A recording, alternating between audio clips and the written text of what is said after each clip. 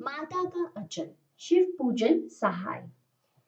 जहाँ लड़कों का संग तहाँ बाजे मृदंग, जहाँ बुढ़ों का संग ता खर्चे का तंग। मृदंग मतलब होता है एक तरह का वाद्य यंत्र, एक तरह का इंस्ट्रूमेंट, ठीक है। तो इन पंक्तियों में लेखक शुरुआत में बताना चाह रहे हैं कि जहाँ लड़कों का संग, जहाँ पर जवान लड़के आपस में मिल जाते हैं, दो चार लड़के आपस में मिल जाते हैं, तो वहां तहाँ बाजे मृदंग। मृदंग क्या है? एक इंस्ट्रूमेंट है, एक वाद्य यंत्र है। तो कह रहे हैं जैसे वाद्य यंत्र बजता है, उससे आवाजें आती हैं, मधुर संगीत निकलता है, इसी तरह जब कुछ लड़के आपस में मिल जाते हैं तो वहां पर ताहे बाजे मृदंग, मतलब वहां पर हंसी ठिठोली बातचीत होती है, खुशनुमा बातें होती हैं। जहां बुढ़ों का संग, जहां बुढ़ों का संग ता खर्चे का तंग। अब दूसरी पंक्ति में वो कह रहे हैं कि जब जहां चार बुढ़े मिल जाते हैं आपस में, तो वहां हंसी ठिठोली नहीं होती, वहां पर गंभीर जीवन की गंभीर बातों बातों के विचार विमर्श होते हैं। जैसे कि ताहा खर्चे का तंग, मतलब गंभीर विचार विमर्श की, इतने खर्चे हो रहे हैं, खर्चों से संबंधित बातें हो रही हैं, तो वो ये कह रहे हैं। तो इन दो पंक्तियों का अर्थ ये निकल के आता है कि जब मनुष्य अपनी जवानी में होता है तब उसे इतनी चिंता फिक्र नहीं होती, इसलिए उसकी अपने मित्रों के साथ एक अलग प्रकार की बैठक होती है। लेकिन जब मनुष्य जब बूढ़ा हो जाता है और वो आपस में अपनी उम्र के लोगों के साथ बैठते हैं, तो वह जीवन में हंसी ठिठोली की बातें ना कर कर कठिनाइयों की बातें करते हैं, जो वो अपने जीवन में गुजर रहे हैं, जो समय बिता रहे हैं। हमारे पिता उठकर, निबटकर, नहाकर पूजा करने बैठ जाते थे। हम बचपन से ही उनके अंग लग गए थे। माता से केवल दूध पीने तक का नाता था, इसलिए पिता के साथ ही हम भी बाहर की बैठक में ही सोया करते थे। वह अपने साथ ही हमें भी उठाते और साथ ही नहला धुलाकर पूजा पर बिठा लेते। हम भभूत का तिलक लगा देने के लिए उनको दिक करने लगते थे। कुछ हंसकर, कुछ झुझलाकर और कुछ डांट कर वह हमें हमारे चौड़े लिलार में त्रिपुंड कर देते थे। हमारे लिलार में भभूत खूब खुलती थी, सिर में लंबी लंबी जटाएं थी। भभूत रमाने से हम खासे भोला बन जाते थे। अब यहाँ पर लेखक जो है अपने बचपन के बारे में बताना शुरू करता है, और वो शुरुआत करता है सुबह से। वो बताता है कि हमारे पिता तड़के, तड़के मतलब होता है प्रभात, सवेरे सवेरे, सुबह सुबह ही उठकर सबसे पहले नहा धोकर पूजा करने बैठ जाते थे, और हम तभी से ही उनके अंग लग गए, मतलब हमारा लगाव उनके साथ शुरू से ही रहा है। माता से तो सिर्फ हमें दूध पीने का रिश्ता था, लेकिन हम ज्यादा समय किसके साथ बिताते थे? पिता के साथ बिताते थे, क्योंकि हम पिता के साथ ही बाहर बैठक में, मतलब जो घर में बाहर चौक सा है, उसमें उनके साथ सोते थे, और उनके साथ सोने की वजह से वो हमें भी सुबह अपने साथ ही उठा लेते थे, उठा के नहलाते थे, और फिर नहला धुलाकर हमें भी पूजा में बिठा देते थे। और फिर जब पूजा कर रहे होते थे तो भभूत होता है, भभूत जो होता है उसका तिलक लगाने के लिए हम पिता से हम बहुत ज्यादा जिद करते थे। और फिर पिता जो है हमें हंसकर झिझलाकर पहले मना करते थे, खुश होते थे कि अरे हम क्या बोल रहे हैं, और फिर हमें डांट कर भी हमारे लिलार, लिलार मतलब होता है ललाट, हमारे जो हमारा चेहरा है, जो हमारा चेहरे पे मस्तक है, उस पर जो है एक त्रिपुंड, त्रिपुंड मतलब होता है त्रिपुंड, तीन तिरछी डिंडियों वाला अर्ध चक्र सा बना देते थे। हमारे ऊपर जो भभूत की जो ये टीका लगता था, वो बहुत ही सुंदर लगता था। क्यों? क्योंकि हमारे बाल भी लंबे लंबे थे, हमारे बाल लंबे थे, तो इस कारण हमारे चेहरे पर वो भभूत का टीका बहुत ही फबता था। और इस कारण से जो हमें जो है हम जो है कैसे लगते थे? भम बोला जैसे, भम बोला मतलब शिव जी जैसे लगते थे। जैसे शिव जी की लंबी लंबी जटाएं हैं, बाल खुले हैं, लंबे हैं, जटा बांधते थे, वैसे ही हम भी बांधते थे, और उस पर हमारा बबूत का टीका हमें बिल्कुल उन जैसा प्रतीत कराता था।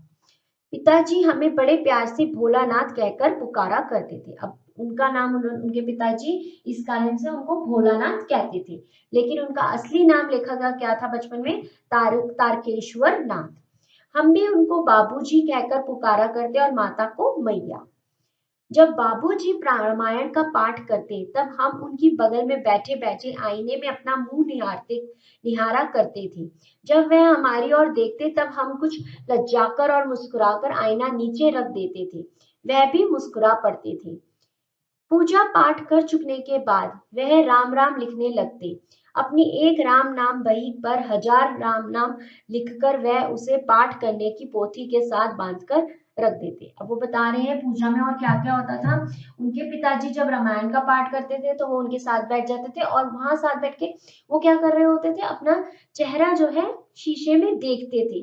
और ये जब वो कर रहे होते थे, उनके पिता जब उन्हें देखते थे तो वो लज्जा जाते थे, मतलब शर्मा जाते थे और आईना धीरे से नीचे रख देते थे।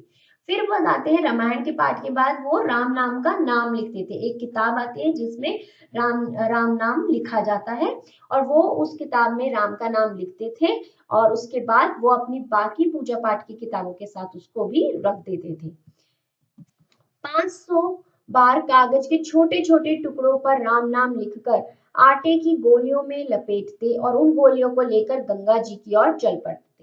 और उसके बाद क्या करते थे, छोटे छोटे टुकड़ों पर भी 500 बार लिखते थे और उनको आटे की गोलियों में लपेट लेते थे, मतलब आटा लेते थे, उसकी छोटी छोटी सी गोलियां बनाते थे, उसके अंदर उसको लपेट देते थे और गंगा जी की ओर चल पड़ते थे।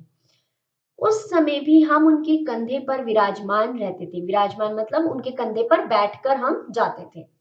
जब वे गंगा में एक एक आटे की गोलियां फेंक कर मछलियों को खिलाने लगते तब भी हम उनके कंधे पर ही बैठे बैठे हंसा करते थे।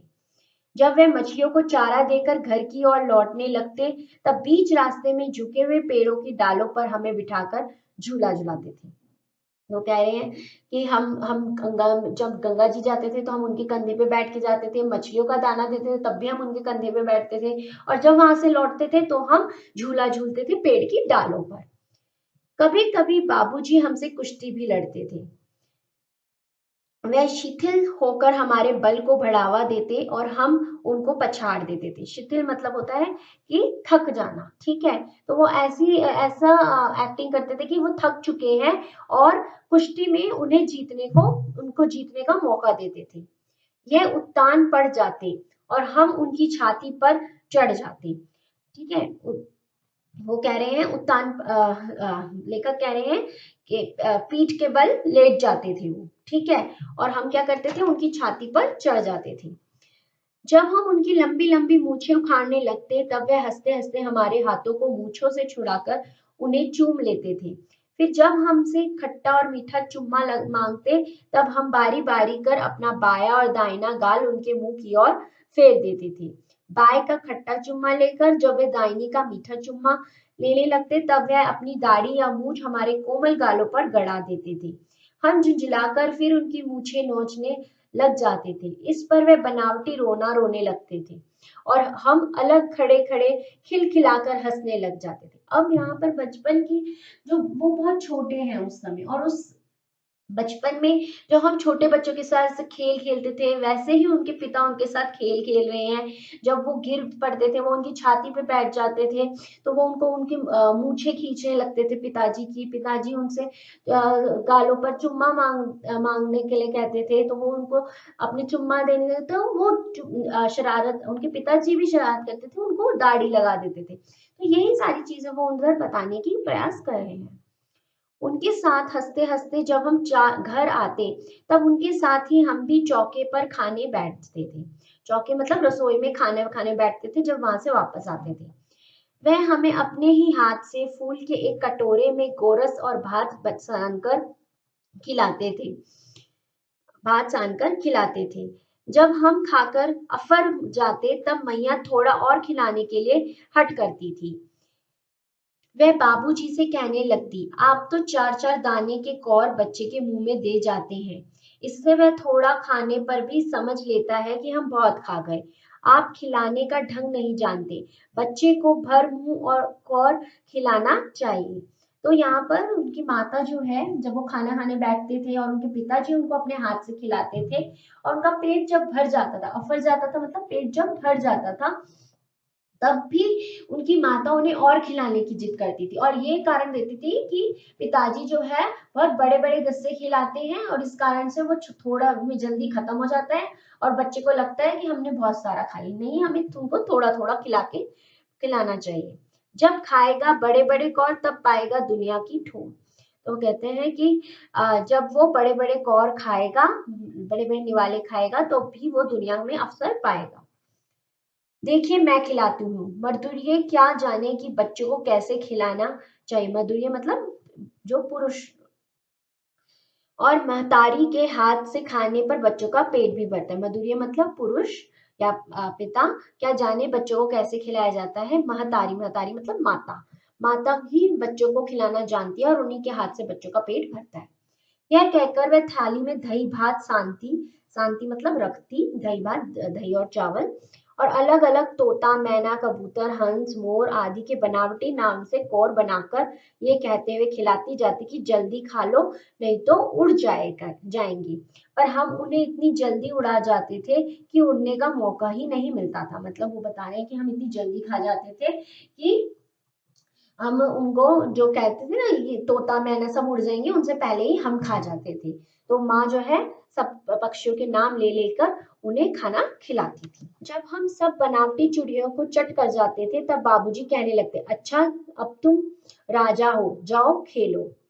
बस हम उठकर उछलने कूदने लगते, फिर रस्सी में बंधा हुआ काठ का घोड़ा लेकर नंग धड़ंग बाहर गली में निकल जाते थे। जब कभी मैया हमें अचानक पकड़ पाती तब हमारे लाख छटपटाने पर भी एक चुल्लू कड़वा तेल हमारे सर पर डाल ही देती थी। चुल्लू कड़वा तेल मतलब सरसों का तेल जो है उनके सर पे डाल देती थी। जब वो बाहर खेलने को जाते थे उनकी माँ उनको पकड़ लेती थी। हम रोने लगते और बाबूजी उस पर बिगड़ खड़े होते, पर वह हमारे सिर में तेल बोध कर, तेल मतलब तेल लगाकर अच्छे से हमें उबट कर ही छोड़ती थी। फिर हमारी नाभि और लिलार में काजल की बिंदी लगाकर चोटी गूंजती और उसमें फूलदार लट्टू बांधकर रंगीन कुर्ता टोपी पहना देती। हम खासे कन्हैया बनकर बाबूजी की गोद में सिसकते सिसकते बाहर आते थे। तो वो बता रहे हैं कि उनकी माँ जब उनको तैयार करती थी, कस के पकड़ लेती थी, जबरदस्ती तेल थोप देती थी, उनकी चोटी बनाती थी, तो वो कन्हैया जैसे लगते थे और हम रोते रहते थे और बाहर जो है अपने पिताजी की गोदी में आते थे। बाहर आते ही हमारी बाट जूने वाले बालकों का झुंड मिल जाता, जो उनके दोस्त थे वो उनको मिल जाते थे। हम उन खेल के साथियों को देखते ही सिसकना भूलकर बाबूजी की गोद से उतर पड़ते और अपने हमजोलियों के दल में मिलकर तमाशे करने लग जाते। तमाशे भी ऐसे वैसे नहीं, तरह तरह के नाटक, चबूतरे का एक कोना ही नाटक घर बनता था। बाबूजी जिस छोटी चौकी पर बैठकर नहाते थे वही रंगमंच बनती, उसी पर सरकंडे के खंभों पर कागज का चंदोआ तानकर मिठाइयों की दुकान लगाई जाती, उसमें चिल्लम के खोचे पर कपड़े के थालों के में ढेले के लड्डू, पत्तों की पूरी कचौड़ियाँ, गीली मिट्टी की जलेबियाँ, फूटे घड़े के टुकड़ों के बताशे आदि मिठाइयाँ सजाई जाती, ठिकरों के बटकरे और जस्ते के छोटे छोटे टुकड़ों के पैसे बनते। अब यहाँ हम ही लोग खरीदार और हम ही लोग दुकानदार। बाबूजी भी दो चार गोरखपुरी पैसे खरीद लेते। तो यहाँ पर इस पैराग्राफ में जो है लेखक बता रहे हैं कि वो अपने दोस्तों के साथ कैसे खेल खेलता था। तो वो कह रहे हैं कि हम अलग अलग तरह के नाटक करते थे और इस नाटक में एक बार हम जैसे कि एक बार के नाटक के बारे में बता रहे हैं कि वो मिठाई की दुकान बनाते हैं। मिठाई की दुकान के लिए वो लड्डू बनाते हैं, पत्तों की पूड़ियाँ बना लेते हैं, मिट्टी से वो बताशे, जलेबियाँ, इस तरह से वो बनाकर बेचते थे और इनको किनको बेचते थे, खुद ही को, मतलब जो उनके बाकी दोस्त थे उनको बेचते थे, वही दुकानदार बन जाते थे, वही लोग खरीदार बन जाते थे। थोड़ी देर में मिठाई की दुकान बढ़ाकर हम लोग घरौंदा बनाते थे, धूल की मेड़ दीवार बनती और तिनकों का छप्पर, दातून के खंबे दियाई सिलाई की पेटियों मेटियों के किवाड़, घड़े के मोहड़े की चूल्हा चक्की, दिए की कढ़ाई और बाबूजी की पूजा वाली आचमनी कलछी बनती थी। अब क्या कह रहे हैं, अब वो क्या करते थे, जब दुकान वो बढ़ाकर मतलब दुकान वाला खेल खत्म करके वो दूसरा काम शुरू करते हैं, तो दूसरा काम वो क्या शुरू करते हैं, दूसरे काम में वो बनाते हैं, घर बनाते हैं। ठीक है, हम लोग घर का घरौंदा बनाते हैं, मतलब जो घर के बाहर एक चौक सा होता है वो बनाते हैं घरौंदा। और उसमें जो है वो अलग अलग चीजों को लेकर वो घरौंदा बनाने का प्रयास किया जाता है। पानी के घी, धूल के पिसान और बालू की चीनी से हम लोग जोनार, जोनार मतलब भोजन, भोज या दावत करते हैं, तैयार करते। हम ही लोग जोनार करते, हम ही लोग की जोनार बैठती, जोनार मतलब हम ही लोग भोजन करने बैठते और हम ही लोग ही जो है भोजन बनाते थे और हम ही लोग ही भोजन करने बैठते थे। अब जब पंगत बैठ जाती थी तब बाबूजी भी धीरे से आकर पात के अंत में जीमने के लिए बैठ जाते थे। और जब हम लोग खाने के लिए बैठ जाते थे तब भी पिताजी भी धीरे से आकर वहां पे बैठ जाते थे जीमने के लिए, जीमने के लिए मतलब भोजन करने के लिए। उनको बैठते देखते ही हम लोग हंसकर और घरौंदा बिगाड़कर भाग चलते थे। और जैसे वो बैठते थे वैसे ही हम जो है जो हमने अपनी रसोई घर बनाई होती है उसको हटाकर भाग जाते थे। वह भी हंसते हंसते लोटपोट हो जाते और कहने लगते फिर कब भोजन होगा भूला ना। रहरी में रहरी पुरान रहरी, डोला की कन्या हमार मेहरी। इसी पर एक बार बूढ़े वर ने हम लोगों को बड़ी दूर तक खदेड़कर ढेलों में से मारा था। उस खसूट खबीस की सूरत आज तक हमें याद है। ना जाने किस ससुर ने वैसा जमाई ढूंढ निकाला था, वैसा घोड़ा मुआ आदमी हमने कभी नहीं देखा। तो वो कह रहे हैं कि एक बार की वो बात बता रहे हैं कि एक घर का जो बूढ़ा एक वर था उसने भी उनको बहुत मारा था और वो कह रहे हैं कि पता नहीं उनको ऐसा वर कहाँ से मिल गया था। आम की फसल में कभी कभी खूब आंधी आती है। आंधी के कुछ दूर निकल जाने पर हम लोग बाग की ओर दौड़ पड़ते थे। वहां चुन चुनकर घुले घुले गोपी आम चबाते थे। वो कहते हैं आम की आंधी, आम की फसल की आंधी, मतलब वो आम के महीने की बात कर रहे हैं कि जब आम का महीना आता है तो एक आंधी सी मतलब बहुत तेजी से आता है, उसमें बहुत सारे आम आते हैं। तो कहते हैं वो आम जो है जब आते थे तो हम आम के बागों में दौड़ पड़ते थे और वहां से गोपी आम, ठीक है, वहां से हम आम लेकर चबाते हुए आते थे, चूस चूसते थे उन आमों को। एक दिन की बात है, आंधी आई और पट पड़ गई। आकाश काले बादलों से ढक गया, मेघ गरजने लगे, बिजली कौंधने और ठंडी हवा सनसनाने लगी, पेड़ झूमने और जमीन चूमने लगी।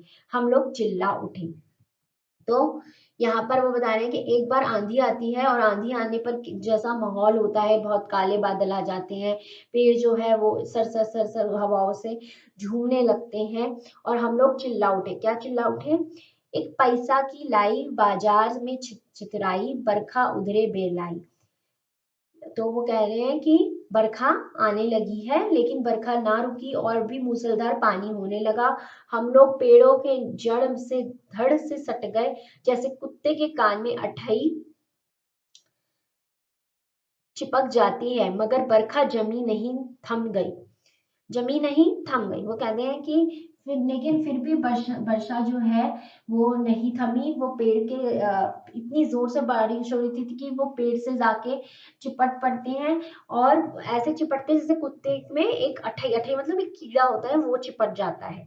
ठीक है, बरखा बंद होते ही बाग में बहुत से बिच्छू नजर आ गए और जैसे ही बारिश रुकी वैसे ही बिच्छू भी आ गए। हम लोग डर कर भाग चले। हम लोगों में बेजू बड़ा ढीठ था। संयोग की बात, बीच में मसून तिवारी मिल गए। बेचारे बूढ़े आदमी को सूझता कम था। बेजू उनको चिढ़ाकर बोला, बुढ़वा बेईमान, मांगे करेले का चोखा। तो अब वो कहते हैं बारिश बंद हो गई, बिच्छू निकल आए, हम डर के मारे घर की ओर भागने लगे, लेकिन हम में से जो हमारा एक दोस्त था बेजू, वो बहुत ही ढीठ था, ठीक है, बहुत ही जिद्दी था। उसने उसी बीच में उनको एक बुढ़े मिलते हैं, बूढ़े व्यक्ति मसून तिवारी। तो बेजू उनको चिढ़ाता है कि बूढ़ा बुढ़वा बेईमान, मांगे करेले का चोखा। बूढ़ा जो है वो बेईमान है और वो करेले की सब्जी जो है वो मांगे। हम लोगों ने भी बेजू के सुर में सुर मिलाकर चिल्लाना शुरू करा। मसून तिवारी ने बेतहाशा खदेड़ा। बेतहाशा मतलब उनके पीछे उनको मारने के लिए भागे और वो भागते गए। हम लोग तो बस अपने अपने घर की ओर आंधी की ओर चल दिए। जब हम लोग ना मिले सके तब तिवारी जी सीधे पाठशाला में चले गए। वहां से हमको और बेजू को पकड़ लाने के लिए 4 लड़के गिरफ्तारी वारंट लेकर छूटे।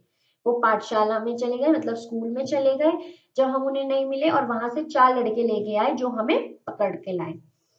इधर जो ही हम लोग घर पहुंचे त्यों ही गुरुजी के सिपाही हम लोगों पर टूट पड़े। जैसे ही हम घर पहुंचे वैसे ही वो 4 लड़के जो है पहुंच पड़े। बेजू तो 9-2-11 हो गया। 9-2-11 मतलब भाग गया। ये एक मुहावरा यहाँ प्रयोग किया है, 9-2-11 हो गया और हम पकड़े गए, लेकिन हमें पकड़ लिया गया। फिर तो गुरुजी ने खूब खबर ली और जो हमारे जो टीचर थे उन्होंने हमारी खूब खबर ली। ठीक है, मतलब खूब हमारे डांटा हमें। बाबूजी ने यह हाल सुना। जैसे ही बाबूजी ने हाल सुना वह दौड़ते हुए पाठशाला में गोद में उठाकर हमें पुचकारा फुसलाने लगे, पर हम दुलारने से चुप होने वाले लड़के नहीं थे। रोते रोते उनके कंधा आंसुओं से तर कर दिया। वह गुरुजी की चोरी करके हमें घर ले चले। रास्ते में रास्ते में फिर हमारे साथी लड़कों का झुंड मिला। वह जोर से नाचते और गाते थे। तो वो बता रहे हैं कि हमें पाठशाला में जब डांट पड़ रही थी तभी पिताजी ने को ये सारी बात पता चली। वो वहां पहुंचे और हम रो रहे थे तो हमें गोदी में ले लिया। हमें चुप कराने का बहुत प्रयास किया पर हम चुप होने वालों में से नहीं थे, और उन्होंने चिरोरी करी, मतलब उन्होंने जो उनके थे उनके से प्रार्थना करी कि इन्हें माफ कर दे और हमें घर की तरफ ले चले। और रास्ते में हमें हमारे दोस्त मिल गए और हम वो जो है उस समय जोर से गा रहे थे। माई पकाई गरर पूजा पुआ अब खाई पुआ ना खेलबा जुआ। फिर क्या था, हमारा रोना धोना भूल गया। वो ये गीत गा रहे थे उनके दोस्त और ये सुनते ही वो उनका रोना जो था वो खत्म हो गया। हम हट करके बाबूजी की गोदी से उतर पड़े और लड़कों की मंडली में मिलकर लगे वही तानसुर अल्पानी। तब तक तब तक सब लड़के सामने वाले मकई के खेत में दौड़ पड़े। उसमें चिड़ियों का झुंड चर रहा था। वह दौड़ दौड़ कर उन्हें पकड़ने लगे, पर एक भी हाथ नहीं। हम खेत से अलग ही खड़े होकर गा रहे थे। तो वो बता रहे हैं कि वो अपने दोस्तों के साथ मिल जाते हैं। दोस्त जो है मकई का जो खेत होता है उसमें घुस जाते हैं, वहां चिड़ियों को पकड़ने लगते हैं। लेकिन वो कहते हैं हम उधर चिड़ियों को नहीं पकड़ते, हम कोने में खड़े होकर एक पेड़ के पास खड़े होकर एक गीत गा रहे होते। कौन सा गीत? राम जी को चिड़ी राम जी का खेत खा लो चिड़ी भर भर पेट। वो कहते हैं कि ये राम जी की चिड़िया है, राम जी का ही खेत है, तो चिड़िया जो है वो भर भर पेट खाना खा लो अपना। हमसे कुछ दूर बाबूजी और हमारे गांव के कई आदमी खड़े होकर तमाशा देख रहे थे। यही कहकर हंसते थे कि चिड़िया की जान जाए लड़कों का खिलौना। सचमुच लड़के और बंदर पराई पीर नहीं समझते। एक टीले पर जाकर हम लोग चूहों के बिल में पानी उलीचने लगे। नीचे से ऊपर पानी फेंकना था। हम सब थक गए। तब तक गणेश जी के चूहे की रक्षा के लिए शिवजी जी का सांप निकल आया। रोते चिल्लाते हम लोग बेतहाशा भाग चले। कोई औंधा गिरा, कोई अटाचिट, किसी का सर फूटा, किसी के दांत टूटे। सभी गिरते पड़ते भागे। हमारी सारी देह लहू लुहान हो गई। पैरों के तलवे कांटों से छलनी हो गए। और बता रहे हैं चिड़ियों के साथ खेलने के बाद वो लोग चले गए चूहों के बिल के पास। चूहों के बिल में पानी फेंकते, तो पानी फेंक के ये जिससे चूहा बाहर निकले, लेकिन चूहा तो बाहर नहीं निकला। उसकी रक्षा करने के लिए उस बिल से कौन निकल आया? सांप निकल आया। और सांप को देखते ही, क्योंकि छोटे बच्चे थे, सांप को देखते ही सब रोने लगे, चिल्लाने लगे, इधर उधर भागने लगे। इधर उधर भागने लगे तो उससे क्या हुआ, किसी को चोट लग गई, किसी का सर फूट गया, हाथ पैर छिल गए, लहू लुहान हो गए, और पैर जो है उनमें कांटे भी चुभ गए। हम एक सुर से दौड़े हुए आए और घर में घुसे। जल्दी जल्दी भागते हुए आए और घर में घुस गए। उस समय बाबूजी बैठक के ओसरे में बैठकर हुक्का गुड़गुड़ा रहे थे। मतलब बाबूजी वहीं घर में थे और बैठक में जो है जहाँ पे बैठक मतलब एक जगह जहाँ सब मिलकर बैठते थे वहां पे जो है वहां पर बैठकर हुक्का पी रहे थे। उन्होंने हमें बहुत पुकारा पर उनकी अनसुनी करते हुए मैया के पास चल गए, और हम सीधा दौड़ते हुए कहाँ गए? अपनी माँ के पास गए, अपने पिता के पास नहीं गए और उनकी गोदी में जाकर बैठ गए। मैया चावल अमनिया कर रही थी, मतलब चावल अमनिया चावलों को साफ कर रही थी। हम उसी के आंचल में छिप गए। हमें डर से कांपते देखकर वह जोर से रो पड़ी और सब काम छोड़ बैठी। जब उन्होंने देखा उनकी माता ने कि उनका बच्चा बहुत डरा हुआ है, तो वो बहुत जोर से कांप उठी और रोने लगी और सारे काम धाम छोड़ दिए। अधीर होकर हमारे भय का कारण और हमसे पूछने लगे, अधीर होकर मतलब बहुत ही व्याकुल होकर, बहुत ही बेचैन होकर पूछे ये क्या हो गया। कभी हमें अंग भर कर दबाती, मतलब अपने गले से लगा लेती, हमें हमारे आंचल से, जो उनका साड़ी का पल्लू था उनसे हमारे को पोंछती चूमती, बड़े संकट में पड़ गई। झटपट हल्दी पीसकर हमारे घावों पर थोपी गई। जो चोट लगी थी उस पर हल्दी को पीसकर उसका लेप लगाया गया। घर में कोहराम मच गया, मतलब घर में हलचल मच गई बिल्कुल बुरी तरह। हम केवल धीमे सुर में सा सा करते हुए मैया के आंचल में लुके चले जाते थे। हम रोते हुए धीरे धीरे बस माँ से ही लिपटे हुए थे। सारा शरीर थर-थर काँप रहा था, रोंगटे खड़े हो गए थे। हम आंखें खोलना चाहते पर वह खुलती नहीं। वो इतना ज्यादा डर गए थे उस सांप को देखकर कि वो बस अपनी माँ के आंचल में छुपे हुए थे। आंखें खोलना चाहते थे पर आंखें नहीं खुल रही थी। हमारे कांपते हुए होठों को मैया बार बार निहार निहार कर रोती और बड़े लाड से हमें गले लगाती। और माता भी हमें देखकर जो है रोने लगती और हमें अपने गले से लगा लेती। इसी समय बाबूजी दौड़े आए, आकर झट हमें मैया की गोद से अपनी गोद में लेने लगे। पर हमने मैया के आंचल की प्रेम और शांति के चंदों की छाया ना छोड़ी। और उसी वक्त पिताजी आते हैं और पिताजी जो है हमें मैया की गोद से लेना चाहते हैं, लेकिन लेखक जो है वो मैया की गोद से नहीं निकलता, क्योंकि उसे उस गोद में प्रेम और शांति की जो छाया है वो बहुत मिल रही थी, बहुत सुकून मिल रहा था। उसका भय जो था वो कम हो रहा था, इसलिए वो नहीं छोड़ते हैं। तो इस पाठ में हमने देखा कि लेखक ने अपने बचपन के विभिन्न खेलों को, विभिन्न खेलों को, भिन्न-भिन्न समय को हमारे सामने दर्शाया कि कैसे वो पूजा करते थे, कैसे वो दिखते थे उस समय, कैसे वो अपने दोस्तों के साथ खेल-ठिठोली करते थे और कैसे उनके पिताजी के साथ उनका एक अलग लगाव था। लेकिन पिताजी के साथ 24 घंटे रहने के बाद भी जब कुछ डर हुआ, जब कुछ उनके मन में भय आया, तो वो पिताजी के पास ना जाके माँ के पास ही जाते हैं। तो यहाँ पर उन्होंने ये दिखाने की कोशिश की कि माँ से सिर्फ दूध का संबंध होने के बावजूद भी जब कुछ हुआ हमारे साथ तो हम सीधा माता के पास ही जाए, माता के पास ही गए। तो वो उन्होंने यहाँ पर अपनी माता के साथ अपना एक जो अद्भुत रिश्ता था, जो प्रेम का, स्नेह का रिश्ता था, वो यहाँ पर दर्शाने की कोशिश की है। आशा करती हूँ आपको ये पाठ समझ आया होगा। धन्यवाद।